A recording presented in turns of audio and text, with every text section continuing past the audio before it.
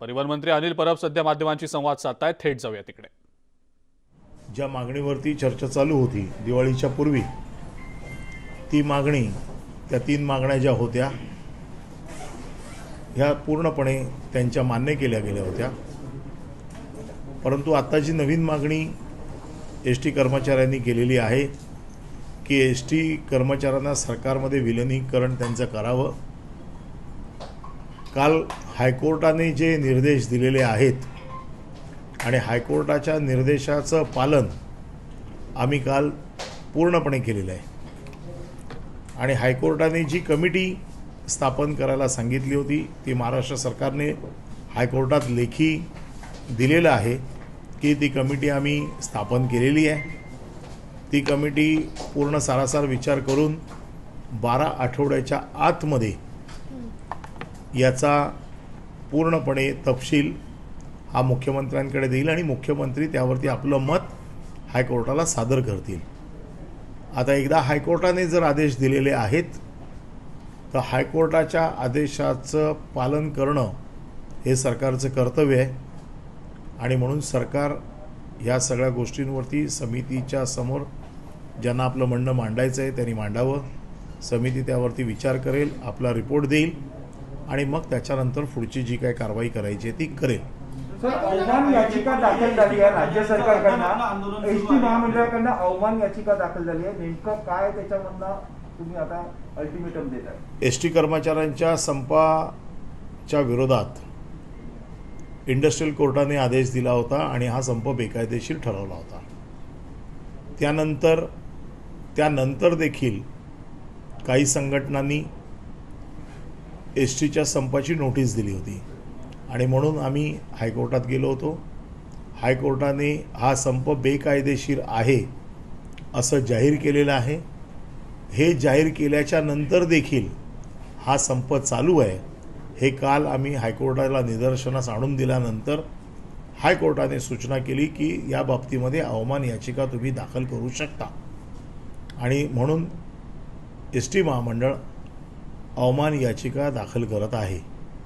या अवमान याचिकेवरती उद्या सुनावणी होईल आणि या बाबतीत काय कारवाई करायची याचे आदेश उद्या हायकोर्ट देईल. हायकोर्टाने अद्याप निर्णय का लांबणीवर टाकलेले आहे? हायकोर्ट काय नेमकं सांगतंय? नाही, हायकोर्टाने तर कालच सांगितलेलं आहे की राज्य शासनाने कबूल केल्याप्रमाणे राज्य शासनाने आपल्या जी काही मागण्या होत्या किंवा जे काही गोष्टी हायकोर्टाने काल सकाळी आम्हाला सांगितल्या होत्या त्याची पूर्तता आम्ही सायंकाळी 5 वाजेपर्यंत केली होती. आणि हे हायकोर्टाने देखील मान्य केलं की जे सकाळी सांगितलं होतं ते लेखी स्वरूपात राज्य शासनाने हायकोर्टात कळवलेलं आहे. त्यामुळे आमच्याकडून ज्या गोष्टी करायच्या होत्या त्या आम्ही पूर्णपणे केलेल्या आहेत.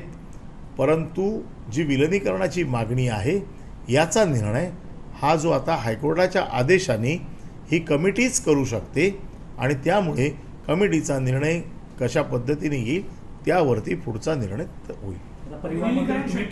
परत कामगार संघटनांशी बोलणार आहात किंवा कर्मचाऱ्यांशी बोलणार आहात? तुमच्या मी कर्मचाऱ्यांशी सतत बोलत राहणार. मी त्यांना सतत आव्हान करत राहणार. याच्यातनं यशस्वी चांगला मार्ग काढण्याचा मी सतत प्रयत्न करणार.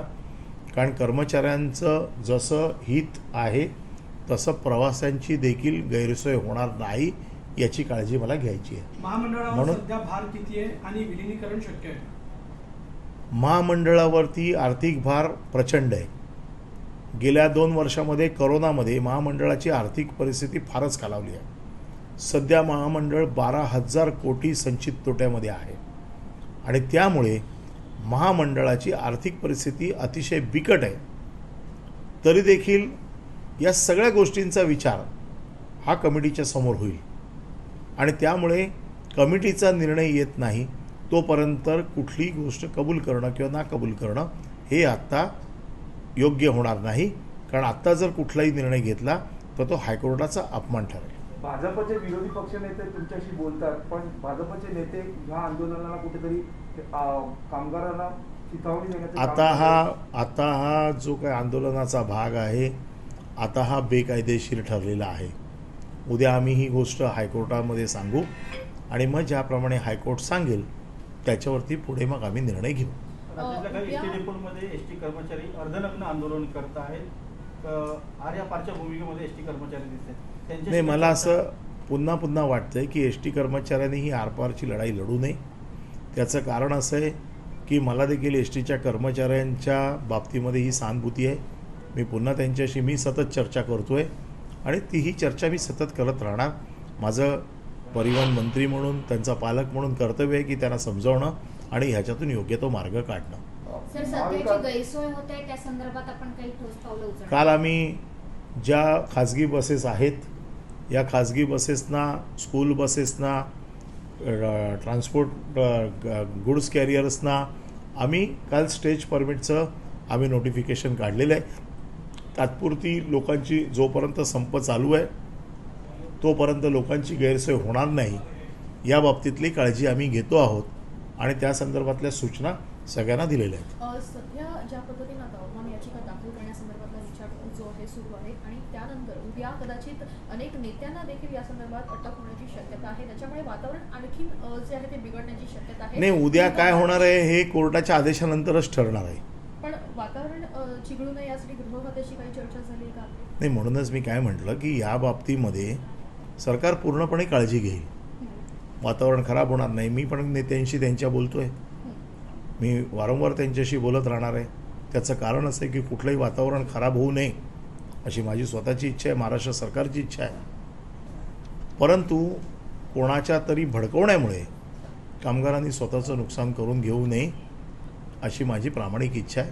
म्हणून मी सतत कामगार नेत्यांशी बोलतो आहे, त्यांच्याशी चर्चा करतो आहे आणि ही चर्चा सतत चालू राहील. मुख्यमंत्री उपमुख्यमंत्र्यांशी काय संदर्भात? मुख्यमंत्र्यांशी माझं बोलणं झालं. त्यांना पूर्णपणे परिस्थितीची माहिती दिली आणि त्यांचं देखील म्हणणं हेच आहे की कामगारांच्या ज्या काय मागण्या असतील या सगळ्यांचा सामोपचाराने विचार करूनच त्यावरती निर्णय घेतला जाईल. कारण ही जी मागणी आहे, बाकीच्या त्यांच्या मागण्या तर सगळ्या मान्य झालेल्या आहेत. त्यामुळे आता त्याच्यात मान्य करण्यासारखी कुठली गोष्ट राहिलेली नाही.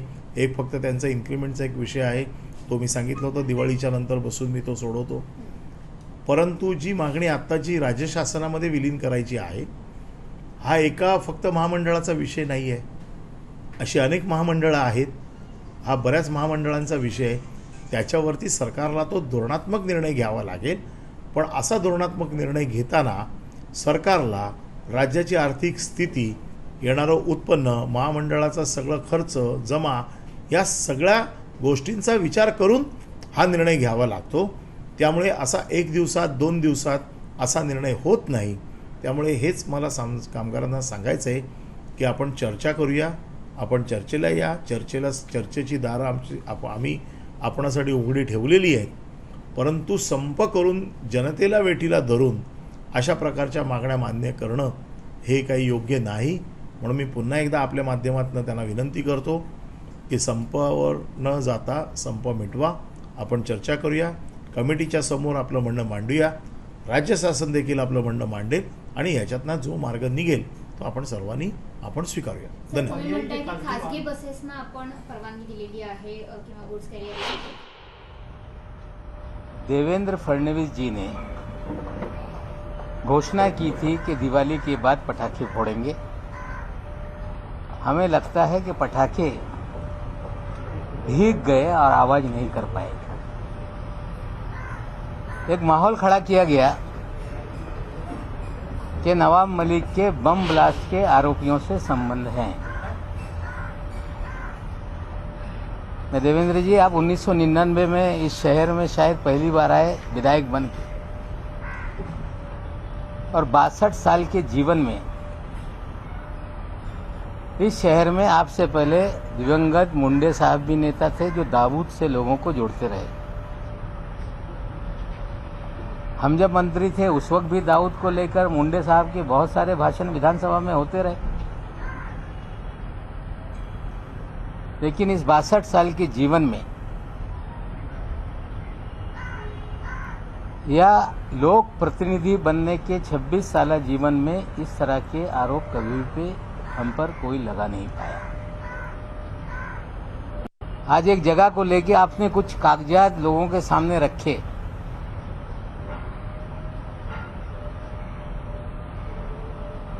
कि 1.5 लाख फुट जमीन ये कौड़ी मोल माफिया के जरिए हमने खरीदी। हमें लगता है आपके जो मुखबिर हैं, आपके जानकारी देने वाले, हमें लगता है वो कच्चे खिलाड़ी हैं। आप कहते तो मैं ही सारा कागजात आपको दे देता और भी कागजात आपको उपलब्ध करा देता, लेकिन आपने अंडरवर्ल्ड का खेल शुरू किया है। आज तो सारी चीजें मैं बोलूंगा नहीं, लेकिन कल सुबह 10 बजे देवेंद्र जी का अंडरवर्ल्ड का क्या खेल है इस महाराष्ट्र में, और देवेंद्र जी ने मुख्यमंत्री रहते हुए किस तरह से अंडरवर्ल्ड के जरिए पूरे शहर को हॉस्टेज बना रखा था, कल सुबह 10 बजे उसकी जानकारी देंगे। लेकिन आरोप लगाया गया कि हमने 1.5 लाख फुट जमीन खरीद ली कौड़ी मोल में। देवेंद्र जी ने कहा कि जाली किराएदार उसमें बनाए गए। आप सभी जाकर देख लें, वो 1.5 लाख फुट जमीन पर एक मदीनतुल आमान नाम की कोऑपरेटिव हाउसिंग सोसाइटी है, जो 1984 में वहां इमारत बनी, गोवाला कंपाउंड के नाम से जानी जाती है, जिसमें मुनीरा पटेल ने रस्सीवाला को डेवलपमेंट राइट देके वहां पे 140 से 150 मकान बनाकर आम लोगों को बेचे। आज भी वो सोसाइटी वहां पर है। उसके पीछे जो जमीन है उस पे बड़े पैमाने पे झुग्गी झोपड़ी है, और हमारा एक गोडाउन वहां पे है जिसकी सॉलिडस इन्वेस्टमेंट कंपनी की वो लीज पर, जो मुनीरा है उनसे वो लीज पर थी 30 साल पहले से, और आगे हमारी उसी प्रॉपर्टी में 4 दुकानें थी। आप कह रहे हो कि फेक टेनेंसी क्रिएट की गई। बहुत सारे पत्रकार होंगे, जब 1996 में शिवसेना भारतीय जनता पार्टी की सरकार थी, हमें लगता है शायद 9 नवंबर का ही वो दिन था, और महाराष्ट्र में एक चौंकाने वाला नतीजा आया था जब नवाब मलिक शिवसेना भारतीय जनता पार्टी की सरकार में पहली बार उपचुनाव जीता था,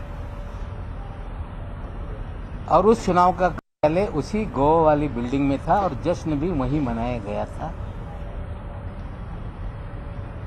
96 के आप जाकर मेरे कार्यालय के चुनाव के डॉक्यूमेंट निकाल लेंगे तो वहीं से हमने चुनाव लड़ा था। हम किराएदार वहां पे थे। जो मुनीरा पलम्बर है उन्होंने वहां पे झोपड़पट्टी थी, मदीनतुल आमान नाम की सोसाइटी थी, और उन्होंने हमसे संपर्क किया कि हम आपके पास जो गोडाउन है उसकी ओनरशिप हम या पूरी ओनरशिप देना चाहते हैं। हमने उनसे ओनरशिप ली। उनका जो पावर ऑफ अटॉर्नी था सलीम पटेल, उससे हमने रजिस्ट्री की। वो सारे कागजात उपलब्ध हैं। किराएदार के नाते उस समय जो स्टैंप ड्यूटी थी, जो कीमत थी, हमने अदा की। वो सरकारी दस्तावेज में उपलब्ध है।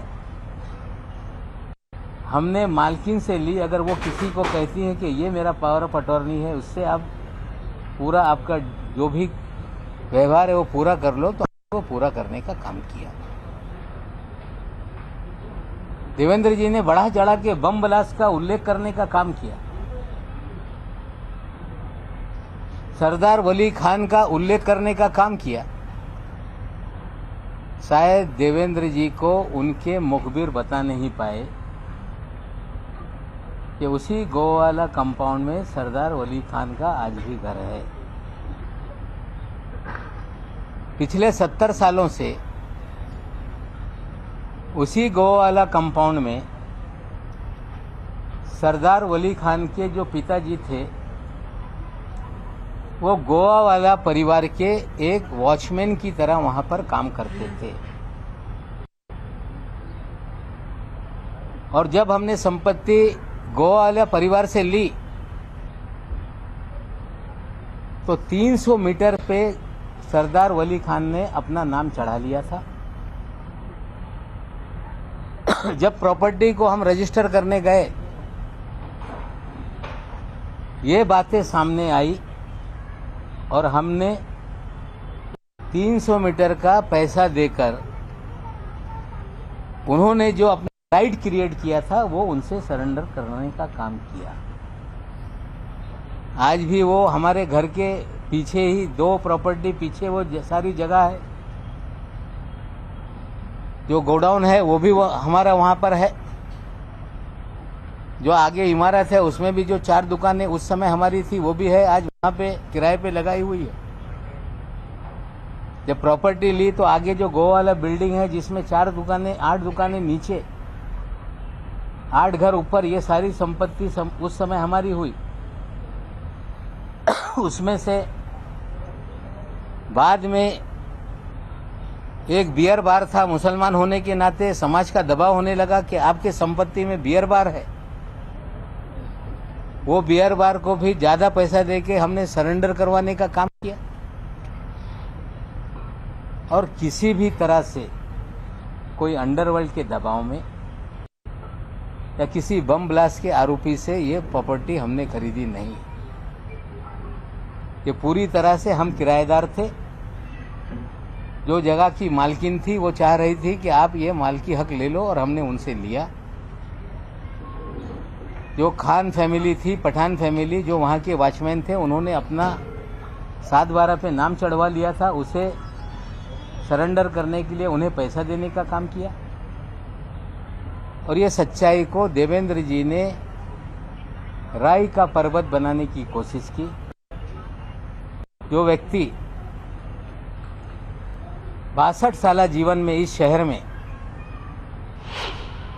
कभी भी आरोप नहीं लग पाया कि किसी अंडरवर्ल्ड से नवाब मलिक के कनेक्शन रहे हैं, रिश्ते रहे हैं।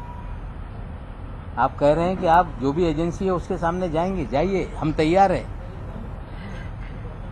हमें लगता है कि झूठ का आडंबर खड़ा कर देने से किसी की प्रतिमा मलिन हो जाएगी, तो हमें लगता है देवेंद्र जी आपकी गलतफहमी है। जो कुछ है सारे दस्तावेज रजिस्ट्री ऑफिस में है। कंपनी का जो भी डिपार्टमेंट है वहाँ पे सारे कागजात हैं। जो पैसे का लेन देन हुआ उसकी स्टैम्प ड्यूटी हमने भरी है। ये कह देना कि 20 रुपया फुट में लिया, हमें लगता है झूठ बोलो तो जरा ढंग से बोलो। हमें लगता है झूठ बोलकर नवाब मलिक जो पिछले 7 साल से आपसे लड़ रहा था, पहली बार आपने इस तरह का आरोप लगाया, सरासर बेबुनियाद है। ना नवाब मलिक के अंडरवर्ल्ड के लोगों से रिश्ते रहे, ना नवाब मलिक ने कभी बम ब्लास्ट के लोगों से कोई संपत्ति खरीदी। हाँ, वॉचमैन ने अपना नाम उस पर चढ़ा लिया था। उस वॉचमैन से नाम निकालने के लिए उन्हें पैसे देने के काम किया, ये सच्चाई है। जहाँ तक सवाल है देवेंद्र जी, आपने अंडरवर्ल्ड का खेल शुरू किया है, तो आपको आज मैं कह रहा हूँ कि सुबह 10 बजे आप कह रहे थे कि बम फोड़ देंगे। ये बम नहीं है, आपने आडंबर खड़ा किया। लेकिन नवाब मलिक कल सुबह अंडरवर्ल्ड का हाइड्रोजन बम मुंबई में गिराएगा और देश को बताएगा कि देवेंद्र फडणवीस किस तरह से अंडरवर्ल्ड के जरिए पूरे शहर को हॉस्टेज बनाए हुए थे। किस तरह से एक अंडरवर्ल्ड का सरगना जो विदेश में बैठकर इस शहर से उगाही करता था, वो सरगना किसके लिए काम करता था, वो अधिकारी किसका खास था। और मैं आपको बोलना चाहता हूं कि आज जो मैंने कहा है वो सारी बातें सामने हैं। लेकिन कल सुबह 10 बजे तक का इंतजार कीजिए। बम तो फूटा नहीं, लेकिन हाइड्रोजन बम कल सुबह 10 बजे गिरे। सर, त्यांनी असं सांगितलं की शरद पवार यांच्याकडे आम्ही द्या ना. कागद दाखवणार की हो दाखवा. मी कुठल्याही गैरप्रकारे कुणाचा वर दबाव निर्माण करून कुठलीही संपत्ती घेतलेली नाही. कुठल्याही अंडरवर्ल्डच्या माणसाकडून कुठल्याही संपत्ती कवडी मोल घेतली नाही. भाडे करू असताना मालकी हक साठी जे पैसे त्या मालकींनी मागितले ते पैसे आम्ही दिले. वॉचमॅननी स्वतःचं नाव चढून घेतला होता. त्या वॉचमॅनला नाव काढण्यासाठी आम्ही पैसे दिलेले आहे. याच्यात माझ्या कुठल्याही अंडरवर्ल्डशी कुठलाही संबंध राहिलेला नाही. मी कवडी मोल जमीन कुठेही घेतलेली नाही.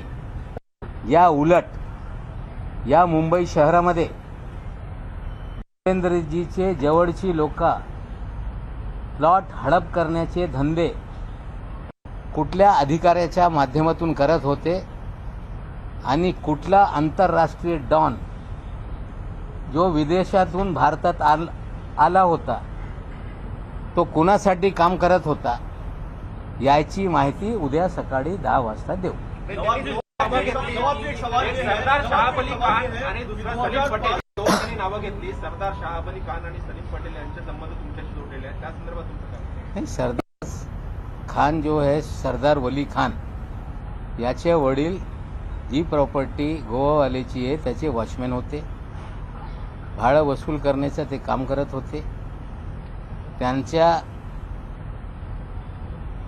मुळे ते जे मालिक आहेत ते तरस झाले होते. त्या सरदारनी 7 बारेवर स्वतःचं नाव चढून घेतलं होतं 300 मीटरवर.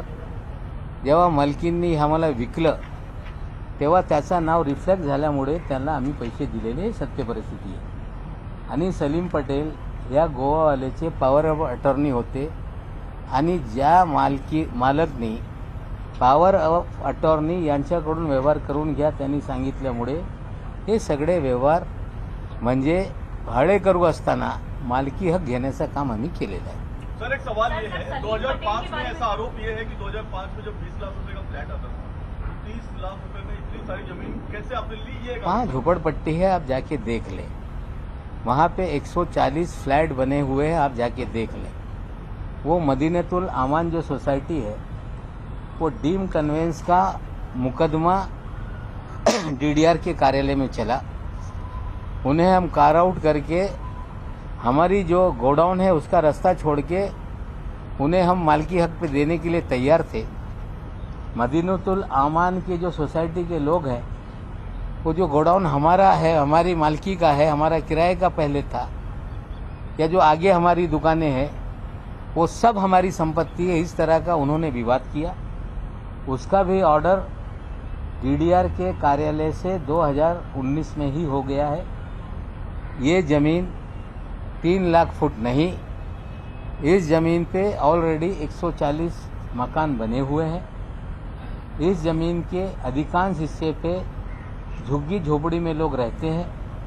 उसमें जो गोडाउन का पोर्शन है या आगे की एक छोटी सी 8 दुकान 8 मकान की इमारत है, उतनी ही अभी चीज़ें हैं. उसमें भी 6 दुकानें हमारे पास हैं, जो पहले से 4 दुकानें थी. बाद में एक शराब खाना हमने खाली करा के लिया. उसके बाद 2 किराएदार जो पहले मजले में रहते थे उन्होंने भी टेनेंसी सरेंडर की, वो भी हम लोगों ने ली है. और पूरे ट्रांसपेरेंट तरीके से जो भी चीज़ें हमने की. लेकिन देवेंद्र जी, कोई भी नेता आप सीधे बम ब्लास्ट, दाऊद इस तरह से नाम जोड़ के आप मेरी प्रतिमा मलिन करने का काम कर रहे हैं. आपने कल भी पहले प्रेस कॉन्फ्रेंस में आपने कहा था कि नवाब मलिक के दामाद के घर से गांजा बरामद हुआ. मेरी बिटिया आपको कल नोटिस भेज रही है. आरोप लगा के आप माफ़ी नहीं मांगते. उम्मीद करते हैं इस लड़ाई में आप माफ़ी नहीं मांगेंगे, लड़ाई जारी रखेंगे. नाही, NIA-कडे द्या किंवा CBI-कडे द्या. जे काही चौकशी आहे कुठल्याही चौकशीला मी तयार आहे. जे आज मी बोलतो ते सगळं जे घटनाक्रम आहे ते तसंच झालेलं आहे. NIA करतील, CBI करतील. त्यांना वाटत असेल की नवाब मलिक हे घाबरणार, पण नवाब मलिक घाबरणार नाही. फडणवीस ने लगाया हसीना पारकर का जो फ्रंटमैन था सलीम पटेल, उसके साथ भी संबंध जोड़ने की कोशिश। मैं हसीना पारकर को जानता नहीं, ना मैं किसी गैंगवार वाले का किसका क्या रिश्ता है मैं नहीं जानता। Salim Patel as a power of attorney जो गोवा वाले परिवार के थे, उन्होंने गोवा वाले परिवार के लोगों ने हमें उनके जरिए ही आप ये रजिस्ट्री करके लो, मालकी हक, किराएदार हम पहले से थे और मालकाना हक हमने लिया है। जो एक कहानी रचने की काम की जा रही है, हमें लगता है जांच कोई भी एजेंसी कर ले, हम किसी से डरने वाले नहीं, लेकिन कल सुबह 10 बजे जो हम बताएंगे शायद उसका इंतजार देवेंद्र जी को होना चाहिए। सर, त्यांचं म्हणणं आहे 2005 पासून तुमच्याकडे ब्लॉक आलं होतं, मग राष्ट्रवादीने कारवाई का नाही केली? माझ्याकडे आता कागदपत्र आली म्हणून मी हे समोर मांडतो. नाही, असं आहे, काही त्याच्यात चूक केली नाही. सलीम पटेल ॲब्स्कॉन्डिंग किंवा ते खुखाईत गुंड आहे असं मला कुठलीही माहिती नाही. सरदार खान याचे वडील त्या ठिकाणी वॉचमॅन होते, हा स्वतः वॉचमॅन होता. त्यांनी त्या जागेवर स्वतःचा 7 बारेवर नाम चढून घेतला होता. ते सरेंडर करण्यासाठी त्यांना पैसे देऊन 300 मीटर आम्ही सरेंडर करून घेतलेले आहे. 3 एकर जमीन आहे, त्यातली किती जमीन तुमची आहे किंवा हे बघा, असं 3 एकर असं बोलून चालत नाही. त्याच्यावर मदितुल आमान नावाची एक सोसायटी आहे, त्या 84मध्ये 140 पेक्षा जास्त फ्लॅट तिथे आहे. ती सोसायटी आज तिकडे कार्यरत आहे. त्या सोसायटीचा आमचा डीम कन्व्हेन्ससाठी वाद झाला. नव्याने चालू त्याच्यावर आम्ही त्यांना डीम कन्व्हेन्स करून तो सगळा भाग द्यायला तयार होतो. त्यांचं म्हणणं होता की गोडाऊन पण आम्हाला पाहिजे, सगळं संपत्ती आमची आहे. ते वाद घालल्यामुळे ते त्यांच्या विरोधात निकाल गेला. ते हायकोर्ट जाऊ शकत आहे. पण जी सोसायटी आहे त्यांना मालकी हक्काने, जे त्यांना विकासकांनी हे सोसायटी बनवून दिलेली याआधी या गोवावाला कुटुंबियांनी डेव्हलपमेंट राईट त्यांना दिलं होता. ते संपूर्ण जागा त्यांना आम्ही डीम कन्व्हेन्स देण्याची आमची तयारी पहिलेपासून होती आणि आज पण आहे. भाई सलीम पटेल आणि सरदार वली खान यांचा बॉम्बस्फोटाची संबंधाची आपल्याला कल्पना होती का? असं आहे की सरदार पटेल हे बॉम्बस्फोटचा आरोपी आहे, जगाला माहीत आहे. पण तो तिकडे राहत होता, त्याचा बाप तिकडे वॉचमॅन होता. जर त्यांनी 7 बारेवर स्वतःचं नाव चढून घेतलं आहे, मग आमचा टायटल दुरुस्त करण्यासाठी त्यांनी पैसे मागितले. जी किंमत ठरवली ती जागा आमच्या पोझिशनमध्ये होती. त्यांच्या मालकीवर त्यांनी नाव चढून घेतला होता वॉचमॅन असताना. ते आम्ही त्याला पैसे देऊन ती मालकी आम्ही घेतलेली आहे. ताडा लागलेल्या आरोपीची जमीन जप्त होऊ नये यासाठी तुम्हाला ते ट्रान्सफर करण्यात आले. असा कुठलाही कायदा नाही. जर तसा कायदा असेल तर त्यांनी कारवाई करावी. फडणवीस यांनी म्हणलेलं आहे की आज जी प्रॉपर्टी त्यांनी नाव घेतलेलं आहे त्याच्या संदर्भात अंडरवर्ल्डशी कनेक्शन आहे, पण तुमच्या इतर काही प्रॉपर्टी आहेत ज्या त्याच्या. असं बघा, असं आहे, आणखीन एक विषय ते वारंवार ते बोलत राहत आहे. माझ्या मुलांनी बँड्रा इथे नवेद मोहम्मद अली आणि त्याची बहीण त्याच्याकडून घर घेतला 4.5 कोटी रुपयाचा. त्या काळामध्ये ही बातमी छापून आली की मोहम्मद अली खान याच्याकडून नवाब मलिकच्या मुलांनी घर खरेदी केलेलं आहे. ते घर सगळे कायदेशीर कारवाई करून ते घर आम्ही खरेदी केला, पैसे दिले, स्टॅम्प ड्युटी भरला. आणि ते काही लोक सांगत होते तो आतंकवादी आहे.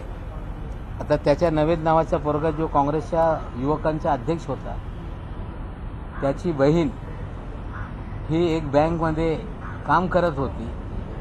त्या लोकांनी घर विकलं आणि ते घर आम्ही जेव्हा खरेदी केलेलं आहे तेव्हाच ही बातमी काही लोकांनी छापली होती. आज मी बोलू इच्छितो, मोहम्मद अली खान यांचं निधन झालेलं आहे. मोहम्मद अली यांच्यावर एक मर्डरचा आरोप होता. नंतरच्या काळामध्ये त्या मर्डरमधून त्याला ॲक्विटल झाला आणि त्याच्याकडून मी काही संपत्ती खरेदी केली नाही. त्यांची मुलगी जे बँकेत काम करत होती, नवेद नावाचा त्यांचा मुलगा, त्यांनी त्या काळामध्ये जवळपास 10-12 वर्षापूर्वी जी किंमत होती ते देऊन खरेदी केली. त्या कुठल्याही त्याच्यावर अटॅचमेंट किंवा कुठल्याही त्याच्यावर असं काही नसताना नुसता अंडरवर्ल्डशी माझा संबंध जोडणं मला वाटते आता असं जोडायचं असेल ते दाऊद कासकरचं घर कोकणातला हे सनातननी घेतलेलं आहे. मग सनातनचा दाऊदचा संबंध हे सांगावा काय? आता हे सगळे आरोप होत राहतील. जे काही इन्क्वायरी करायचं आहे त्यांनी करावा, पण नवाब मलिक थांबणार नाही. उद्या सकाळी हायड्रोजन बॉम्ब. थँक्यू.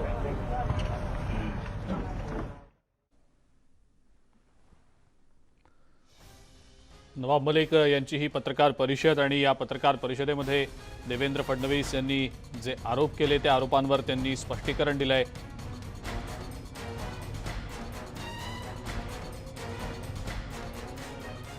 बुलेटिनमध्ये इथंच थांबूया. ताज्या बातम्या आणि अपडेट्ससाठी बघत राहा फक्त न्यूज 18 लोकमत.